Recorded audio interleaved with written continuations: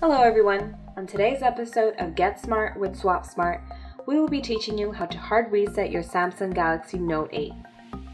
Before we begin, make sure your device is powered off by pressing the power button. To hard reset your device, we will need to press the volume up button, Bixby button, and power button. First, hold the volume up button, now the Bixby button, and finally the power button until the Samsung logo appears. Once the Samsung logo appears, wait until the Android recovery screen pops up. This can take up to 1 minute, so be patient.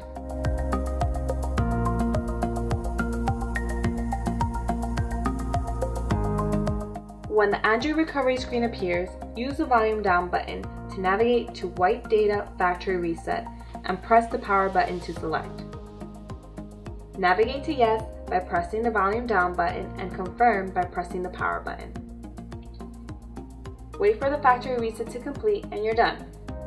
If you found this video helpful, please subscribe to our channel, like the video, or leave a comment. We'd love to hear from you.